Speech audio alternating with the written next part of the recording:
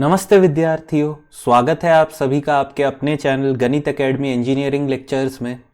तो आज का जो वीडियो सेशन है ये हमारा एक जॉब नोटिफिकेशन सेशन है। तो आज ही के दिन हमारा इंडियन कोस्ट गार्ड ने असिस्टेंट कमांडेंट जनरल ड्यूटी और जो है टेक्निकल इलेक्ट्रिकल और इलेक्ट्रॉनिक्स इंजीनियरिंग ब्रांच के लिए इन्होंने नोटिफिकेशन रिलीज किया हुआ है। तो देखिए एप्लीकेशन जो है इस जॉब के लिए वो आपका 18th ऑफ फेब मतलब आज 11 बजे से स्टार्ट होगा और 28th ऑफ फेब 5 बजे तक शाम के ये हमारा जो है ऑनलाइन पोर्टल खुला रहेगा।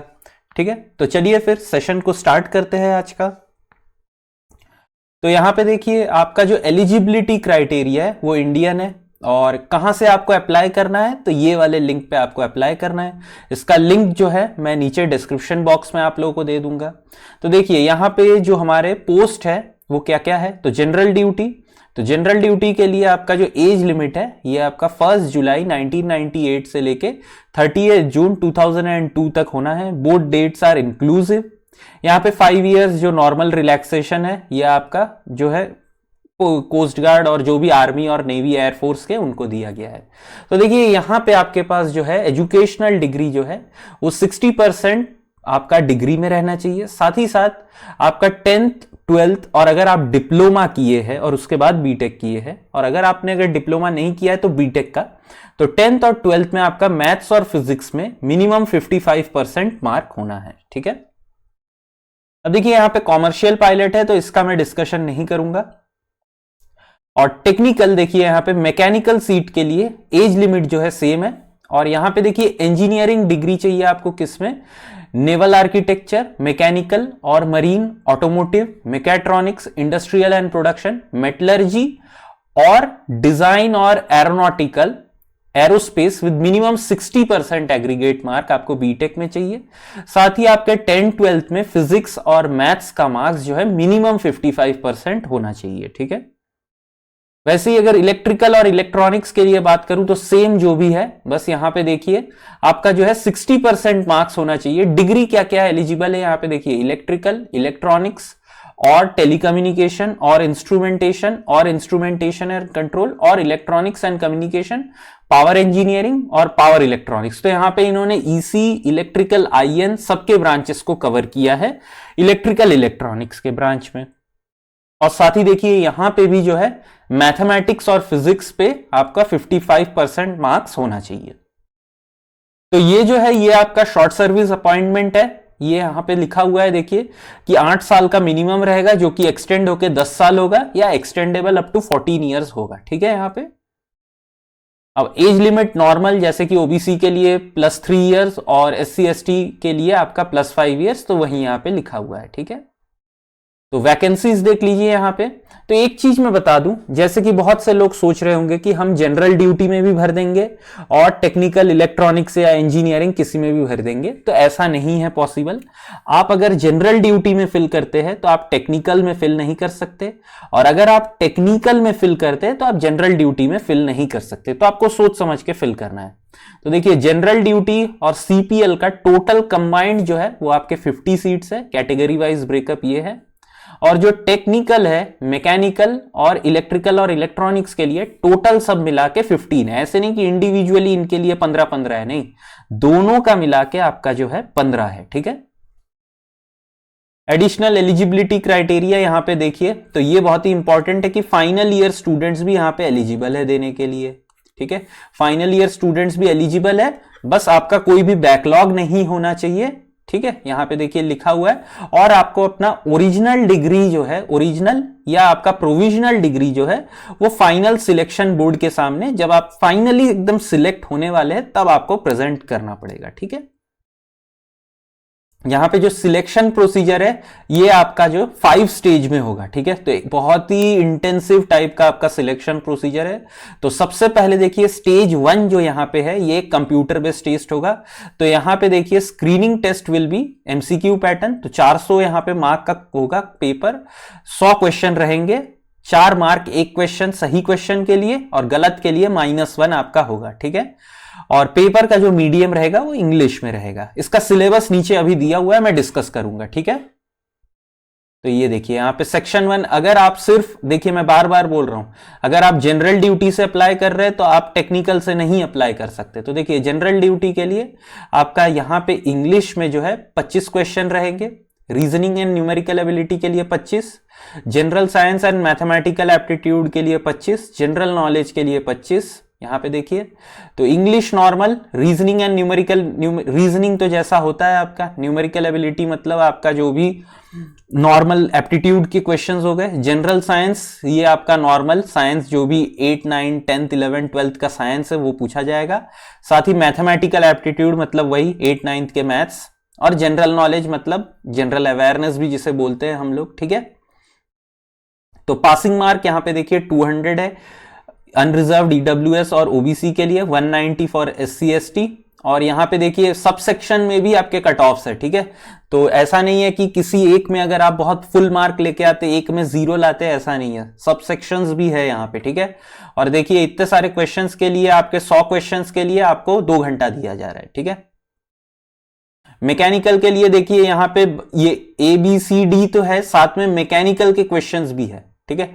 मैकेनिकल के भी क्वेश्चंस यहां पे 60 क्वेश्चन है। वैसे इलेक्ट्रिकल इलेक्ट्रॉनिक्स के लिए नॉर्मल जो क्वेश्चंस है ये कम करके यहां पे इन्होंने टेक्निकल के भी क्वेश्चंस दिए हैं।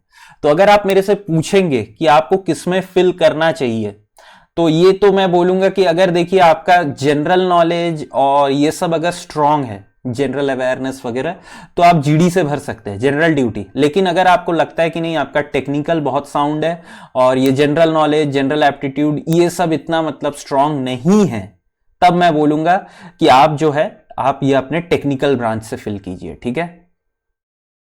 तो सेकंड स्टेज जो रहेगा ये प्रिलिमिनरी रहेगा। यहां पे आपका जो है देखिए लिखा हुआ है computerised cognitive battery test, picture perception, discussion test, यही सब रहेगा। नॉर्मल जीडी वगैरह रहेगा, आपको एक पिक्चर दिखा के उसके बारे में पूछा जाएगा कि आपका परसेप्शन क्या है, तो यही सब यहां पे है। तो ये मोस्टली इंग्लिश में रहेगा, अगर आप हिंदी में बात करना चाहते हैं तो भी होगा, ठीक है। और ये क्वालिफाइंग नेचर का है, मतलब आइदर यू विल बी पास और फेल। ये आपका फाइनल जो भी जब आपका मेरिट लिस्ट तैयार होगा उसमें आपका इसका मार्क्स नहीं कंट्रीब्यूट होगा, ठीक है। देखिए यहां पे स्टेज 3 जो है फाइनल सिलेक्शन बोर्ड, तो यहां पे आपका psychological task, group task, personal interview ये सब होने वाला है, ठीक है। और फोर्थ स्टेज जो है ये आपका मेडिकल टेस्ट होगा, तो यहां पे लिखा भी हुआ है स्टेज 4 फॉर मेडिकल। तो जो लोग इसमें पास करेंगे उनको मेडिकल एग्जामिनेशन में भेजा जाएगा। तो ये स्टेज 4 आपका मेडिकल एग्जामिनेशन है, और जो स्टेज 5 है ये आपका इंडक्शन है। तो आपको इंडियन नेवल एकेडमी एजीमाला में पोस्ट किया जाएगा, तो यहां पे आपका बायोमेट्रिक और फोटोज वगैरह का वेरिफिकेशन होगा, ठीक है।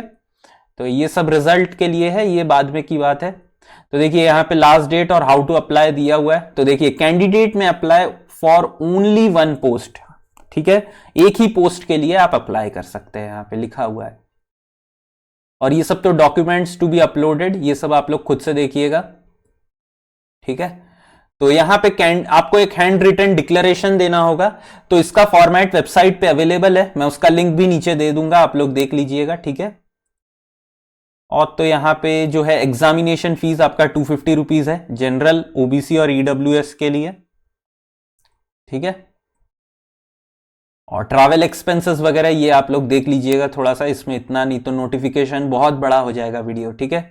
अब देखिए यहाँ पे आपका टेंटेटिव शेड्यूल ऑफ एग्जामिनेशन दिया हुआ है। तो देखिए ये पूरा 1 साल का प्रोसेस है, अगर आप यहाँ पे देखेंगे तो 1 साल का प्रोसेस है।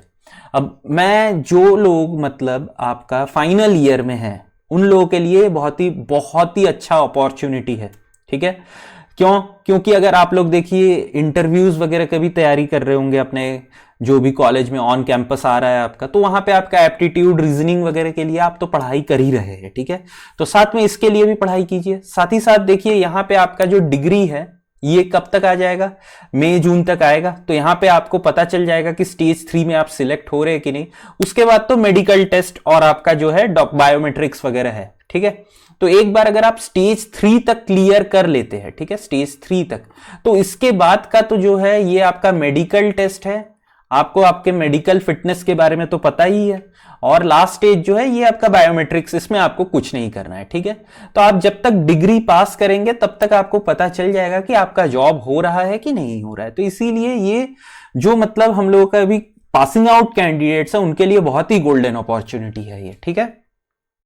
अब अगर मैं बात करूं यहाँ पे आगे और, तो देखिए यहाँ पे डॉक्यूमेंट वेरिफिकेशन, ये आप लोग खुद से पढ़िएगा, यहाँ पे इंपॉर्टेंट इतना कुछ नहीं है, ठीक है। मेडिकल एग्जामिनेशन के लिए आपको क्या क्या चाहिए ये सब यहाँ पे लिखा हुआ है, हाइट वेट ये सब आप लोग थोड़ा सा देख लीजिएगा, ठीक है। और जो लोग मतलब एक बार एग्जाम क्लियर करते हैं, ठीक है, एग्जाम क्लियर कर लेते हैं रिटन एग्जाम, उसके बाद थोड़ा सा अपने फिटनेस के ऊपर ध्यान दीजिएगा अगर आपको सच में इसके लिए काम करना है तो, ठीक है।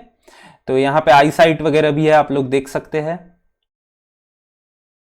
ट्रेनिंग है, तो ट्रेनिंग आपका जो रहेगा 22 वीक्स रहेगा, तो काफी अच्छा इसमें एक्सटेंसिव एकदम ट्रेनिंग होता है आपका।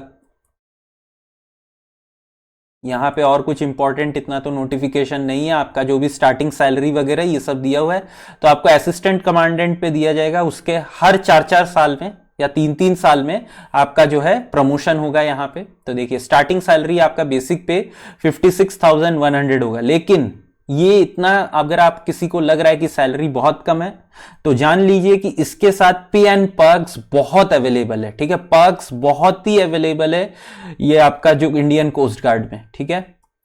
तो मेडिकल बेनिफिट्स ये सब आप देख सकते हैं, इंश्योरेंस कवर आपके फैमिली के लिए और आपके लिए भी इंडिविजुअल, सब कुछ यहाँ पे है। तो यहाँ पे last date of application 28 Feb 5 बजे तक है, ठीक है। तो ये आप QR कोड को भी स्कैन कर सकते हैं अप्लाई करने के लिए ऑनलाइन, ठीक है। तो आज का जो वीडियो सेशन है मैं यहीं पे एंड करूंगा। अगर आप लोगों को कोई भी डाउट रहे तो आप लोग कमेंट सेक्शन में कमेंट कीजिए, मैं आप लोगों के लिए हेल्प करूंगा, उसमें रिप्लाई कर दूंगा। और अगर आपको वीडियो अच्छा लगे तो प्लीज लाइक और शेयर जरूर कर दीजिएगा, और अगर आपने चैनल को सब्सक्राइब नहीं किया तो प्लीज सब्सक्राइब जरूर कीजिएगा, ठीक है। तो चलिए फिर मिलते हैं नेक्स्ट सेशन में, थैंक यू।